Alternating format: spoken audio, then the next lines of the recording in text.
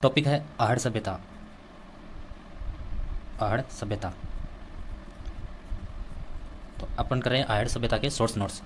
तो आहड़ सभ्यता मोस्टली उदयपुर ज़िले में है, तो जिला आएगा उदयपुर। उसके बाद में नदी कौन सी है, तो आहड़ सभ्यता आहड़ नदी के किनारे है। ठीक है। आहड़ सभ्यता गैर सिंधु सभ्यता है। गैर सिंधु सभ्यता है।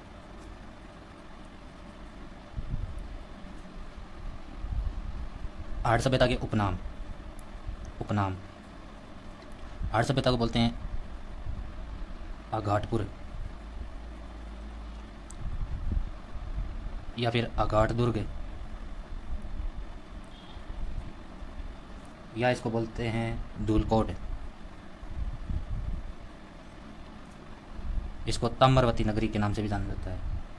ताम्रवती नगरी के नाम से भी जाना जाता है, या इसको बोलते हैं लाल प्लस काले मृतभांड वाली सभ्यता। मृतभांड सभ्यता। अब जो आघाटपुर या आघाट दुर्ग है, ये नाम गोपीनाथ शर्मा ने दिया। गोपीनाथ शर्मा ने दिया। आहड़ सभ्यता की खोज किसने की, तो आहड़ सभ्यता की खोज, ये आहड़ सभ्यता की शॉर्ट नोट्स है, तो इसमें खोज की अक्षय कीर्ति व्यास। कब की, तो 1953 में। 1953 में। उत्खनन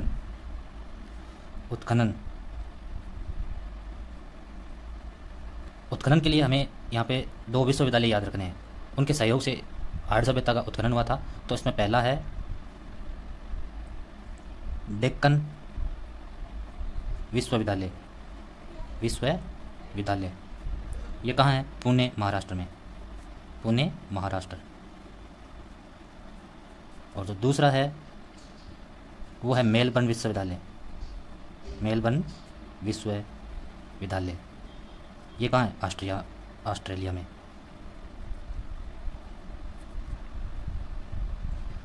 उत्खननकर्ता, आहड़ सभ्यता के उत्खननकर्ता। आहड़ सभ्यता का जो उत्खनन हुआ वो सबसे पहले तो हुआ था 1955 या 56 में। तो 1955-56 में आहड़ सभ्यता का उत्खनन R.C. अग्रवाल ने किया था। R.C. अग्रवाल ने किया था। और दूसरा उत्खनन हुआ था 1961 या 62 में। ये किया था H.D. सांकलिया ने। H.D. सांकलिया ने। एक इनका सहयोगकर्ता और था, तो सहयोगकर्ता कौन था, तो V.N. मिसर।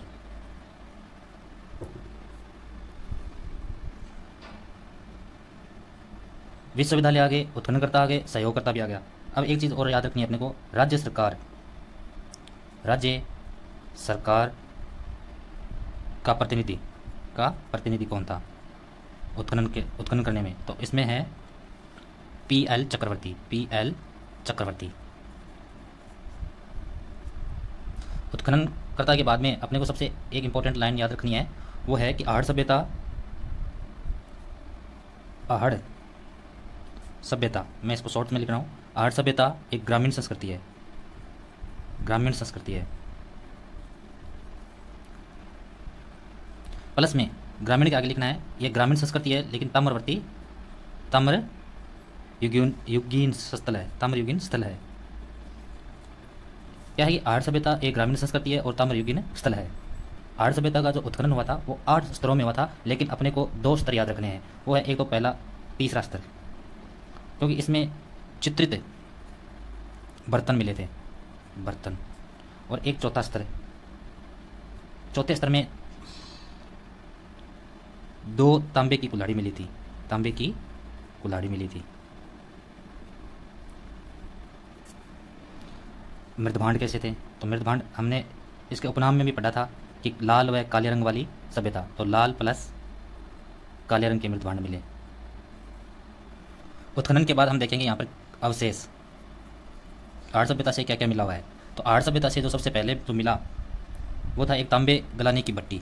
तांबा गलाने की भट्टी के प्रमाण, भट्टी के प्रमाण। ठीक है। उसके बाद में यहाँ पर मिला पूजा, पूजा की थाली, पूजा की थाली, जिसमें नाग व नागिन थे, जिसमें नाग व नागिन थे। यहाँ पर पत्थर का विरसव मिला, पत्थर का विरसव के प्रमाण। अगला यहाँ पे धूप में सूखी हुई, धूप में सूखी हुई ईंटों का प्रमाण मिला, ईंटों का प्रमाण मिला। मिट्टी का विरसव भी मिला, मिट्टी का विरसव के प्रमाण, जिसको नाम दिया गया बनासियन बुल, बनासियन बुल। पानी संग्रहण करने के लिए, पानी संग्रहण के लिए चक्रकूप का प्रमाण, चक्रकूप का प्रमाण। और सिलबट्टा मिला, सिलबट्टा के प्रमाण। यहाँ पे माप तोल के बाट भी मिले, माप तोल के बाट। चाकी के पाट के प्रमाण, चाकी के पाट के प्रमाण। ठीक है। एक साथ 6 चूल्हों का प्रमाण, चूल्हों का प्रमाण। यहाँ पे 2 मुँह वाला, 2 मुँह वाला चूल्हा भी मिला। 6 तांबे की मोहरें मिली, तांबे की यूनानी मुद्रा मिली, यूनानी मुद्रा के प्रमाण। 3 तांबे की मोहर मिली, 3 तांबे की मोहर मिली, मोहर। यहाँ पे एक ऐसी मोहर मिली, एक मोहर थी जिसकी एक तरफ यूनानी देवता, यूनानी देवता अपोलो का चित्र था, तो दूसरी तरफ त्रिशूल, त्रिशूल का चित्र था। अनाज रखने के लिए गोरे कोटे का प्रमाण, लेपिस लाजुली के प्रमाण। ये सब पहाड़ सभ्यता के प्रमाण जो अवशेष है वो मिले हुए हैं, लेपिस लाजुली के प्रमाण। ठीक है। अगली जो बात थी पहाड़ सभ्यता के लिए वो थी कि चावल से परिचित थे, चावल से परिचित थे, मतलब चावल के प्रमाण मिले। टप्पों से रंगाई व छपाई के प्रमाण, कि पहाड़ सभ्यता के जो लोग थे वो लोहे से, लोहे, तांबा, टिन, क्वार्ट्ज धातु से परिचित थे, धातु से परिचित थे। लेकिन एक बात और है कि ये चांदी से अपरिचित थे, चांदी से अपरिचित थे, अपरिचित।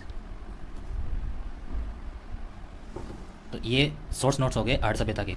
आर्य सभ्यता की पतन का विशेष जानकारी नहीं है, तो हमने पढ़ लिया कौन से जिले में है, आर्य सभ्यता के उपनाम पढ़ लिए, नदी पढ़ ली, और आर्य सभ्यता का उत्खनन पढ़ लिए, उत्खननकर्ता पढ़ लिए, खोज किसने की वो पढ़ लिया, और आर्य सभ्यता में क्या अवशेष मिले वो भी पढ़ लिए।